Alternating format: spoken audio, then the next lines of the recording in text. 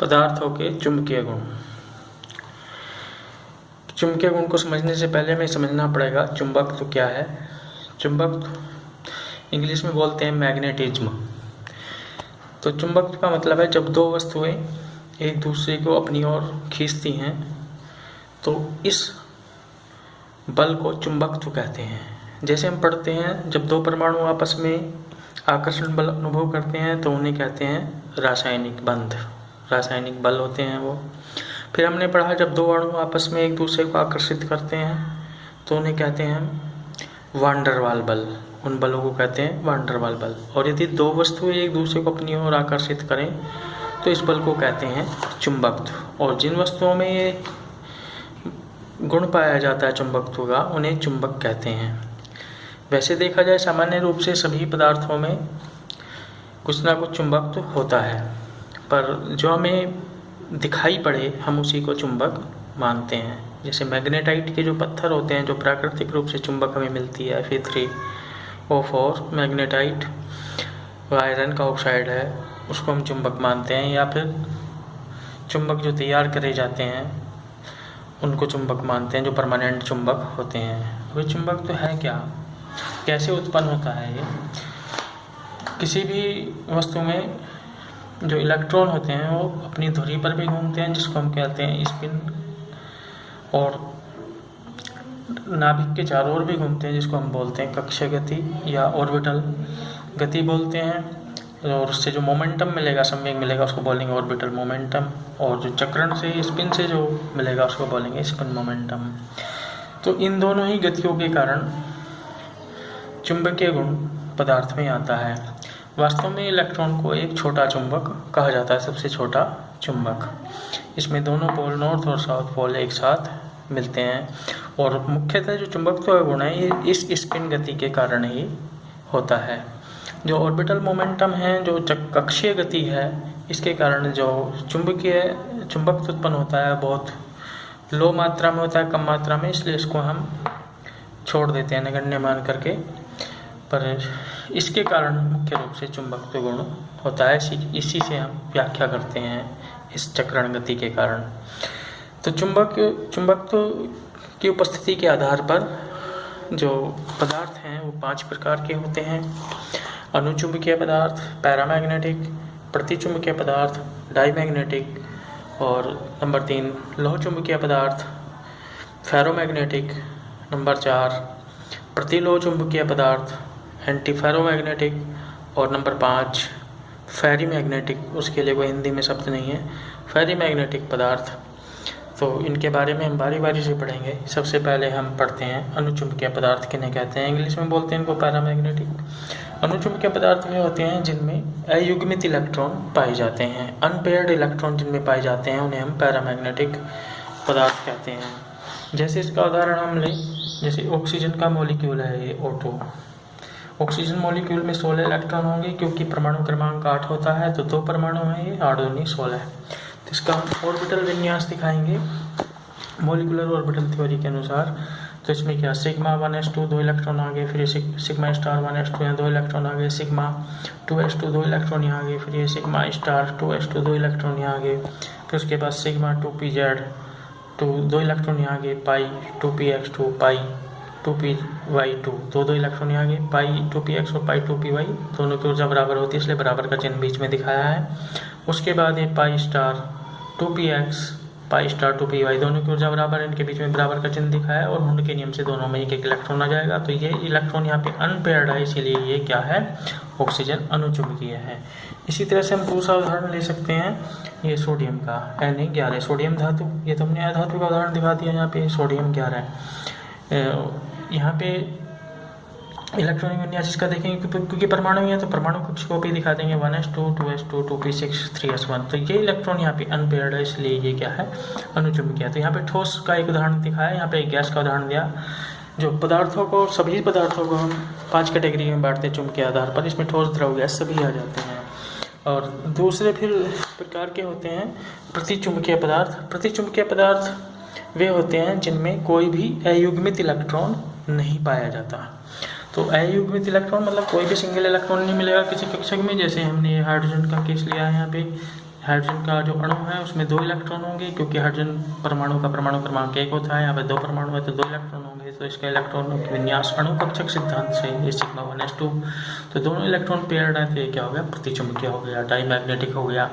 इसी तरह से मैग्नीशियम 12 परमाणु क्रमांक, इसका इलेक्ट्रॉनिक विन्यास दिखाया 1s2 2s2 2p6 3s2। तो पेयर्ड इलेक्ट्रॉन है सभी, तो ये भी क्या हो गया, डाईमैग्नेटिक हो गया, प्रतिचुंबकीय हो गया। ये दोनों प्रकार के जो हमने पढ़े हैं अनुचुंबकीय और प्रतिचुंबकीय। अनुचुंबकीय पदार्थ जब हम इनको चुंबकीय क्षेत्र में रखते हैं तो बहुत ही दुर्बल आकर्षण बल अनुभव करते हैं। इसका हमें देखने से वैसे पता नहीं चलता, मेजरमेंट से जब इंस्ट्रूमेंट से नापते हैं तो पता चलता है कि दुर्बल आकर्षण बल का अनुभव करते हैं। इसी तरह से जो प्रतिचुंबकीय पदार्थ होते हैं ये चुंबकीय क्षेत्र में दुर्बल प्रतिकर्षण बल का अनुभव करते हैं। इनको भी हम इंस्ट्रूमेंट से ही मेजरमेंट कर सकते हैं इनके चुंबकत्व का, वैसे देखने से पता नहीं चलता। तो ये भी दुर्बल प्रतिकर्षण बल का अनुभव करते हैं प्रतिचुंबकीय। तो प्रतिचुंबकीय करेंगे प्रतिकर्षण बल का अनुभव, अनुचुंबकीय करेंगे आकर्षण बल का अनुभव। पर दोनों ही ये बल दुर्बल होते हैं जिनको केवल इंस्ट्रूमेंट से ही मापा जा सकता है। आगे हम पढ़ते हैं अन्य पदार्थों के बारे में। नंबर 3 लोह चुंबकीय। लोह चुंबकीय यानी फेरोमैग्नेटिक, ये वे पदार्थ होते हैं जो चुंबकीय क्षेत्र में प्रबल आकर्षण बल अनुभव करते हैं और हमें दिखाई पड़ते हैं आकर्षित होते हुए। जैसे लोहा है, कोबाल्ट है, निकिल है और क्रोमियम ऑक्साइड। ये लोह चुंबकीय पदार्थों के उदाहरण हैं। यदि इनको हम चुंबक के संपर्क में लाएं तो ये चुंबक से आकर्षित हो जाते हैं। और इनमें एक और गुण होता है, यदि ये थोड़ी टाइम तक चुंबक के संपर्क में रहें तो खुद में इनमें चुंबकीय गुण आ जाता है। आपने भी ये सब देखा होगा, यदि हम सुई को चुंबक के पास लाएं तो थोड़ी देर में सुई में भी चुंबकीय गुण आ जाता है थोड़ा बहुत।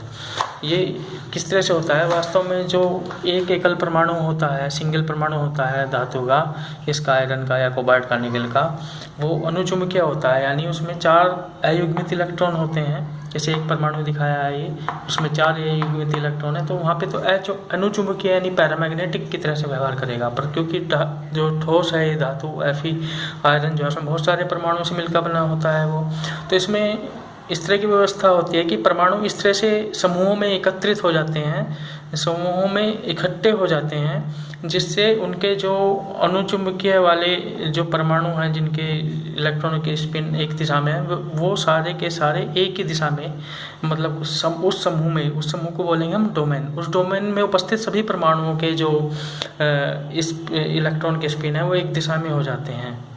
तो इस वजह से वहाँ पे प्रबल आकर्षण बल का अनुभव करते हैं। जब उसको हम चुंबकीय क्षेत्र में लाते हैं तो जितने भी धातु के अंदर जितने भी इस तरह से परमाणुओं के समूह होते हैं, सभी के सभी एक साथ समानांतर हो जाते हैं, यानी वो एक ही तरह के डोमेन में आ जाते हैं। तो ये प्रबल चुंबक बन जाता है और स्थायी चुंबक बन जाता है। उदाहरण मैंने बताई दिए हैं। दूसरे प्रकार के इसमें फिर नंबर 4 पे है प्रतिलोह चुंबकीय, एंटी फेरोमैग्नेटिक।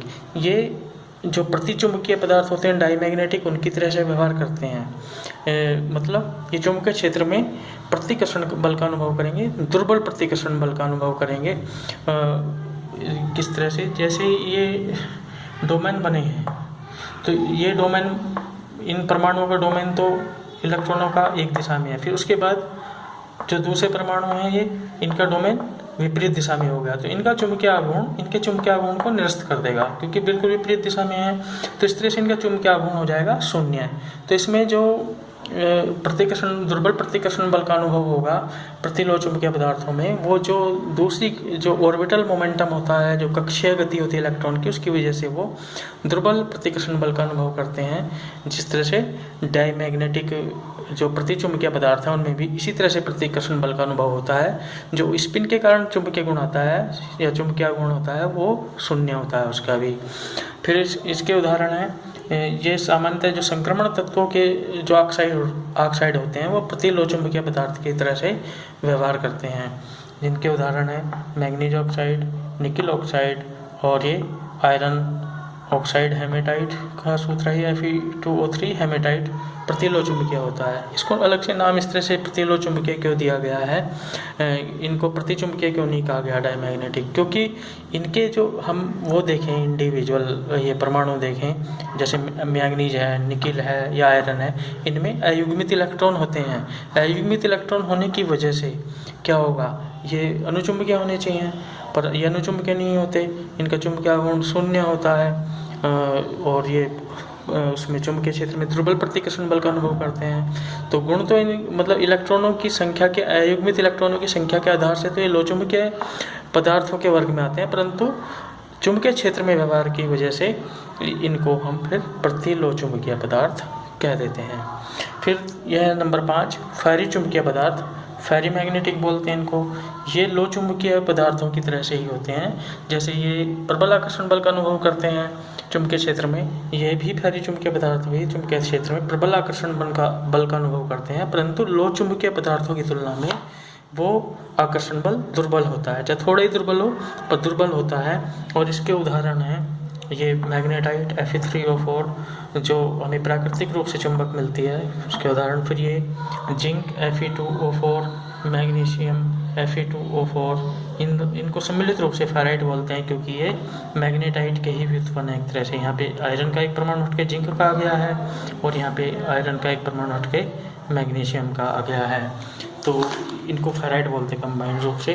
तो ये इनमें इस तरह से क्या होता है, इनमें जो डोमेन होते हैं, जैसे ये डोमेन ऊपर है, सभी एक ही दिशा में हैं ये इनके स्पिन।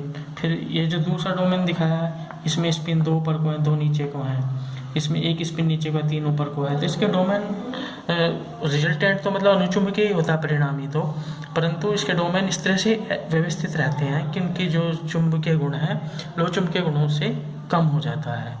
तो क्योंकि इसमें भी अयुग्मित इलेक्ट्रॉन बहुत सारे हो जाते हैं इस तरह से, तो इसलिए ये भी प्रबल आकर्षण बल का अनुभव करते हैं, परंतु यदि इनको हम गर्म करें तो ये अनुचुंबकीय पदार्थ में बदल जाते हैं। फिर इसमें जो है इनके डोमेन इस तरह से व्यवस्थित हो जाते हैं जो ज़्यादातर निरस्त कर देंगे एक दूसरे चुंबकीय आघूर्ण को, परंतु फिर भी वो अनुचुंबकीय बने रहेंगे, यानी दुर्बल आकर्षण बल का अनुभव वो करेंगे।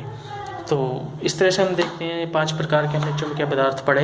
इनमें से जो दैनिक जीवन में हमारे उपयोग में आते हैं ये है लो चुंबकीय पदार्थ, मतलब जिनमें हमें चुंबकीय गुण देखने को मिलता है, और ये फेरी चुंबकीय पदार्थ, मतलब जो चुंबकीय पदार्थ जिनका हम दैनिक जीवन में उपयोग करते हैं, जिनमें हमें चुंबक तो दिखाई पड़ता है, ये 2 प्रकार के ही होते हैं। जैसे इनके उदाहरण हैं, एक तो जैसे रेफ्रिजरेटर में लगी होती है ऊपर चुंबक, और या फिर ये दरवाजे खिड़कियों में अलमारियों में चुंबक का उपयोग करते हैं, या जो ये CD डिस्क होती हैं, CD डिस्क, DVD डिस्क, या पहले टेप रिकॉर्डर की जो कैसेट होती थी वो भी चुंबकीय पदार्थ उनमें लगे होते हैं।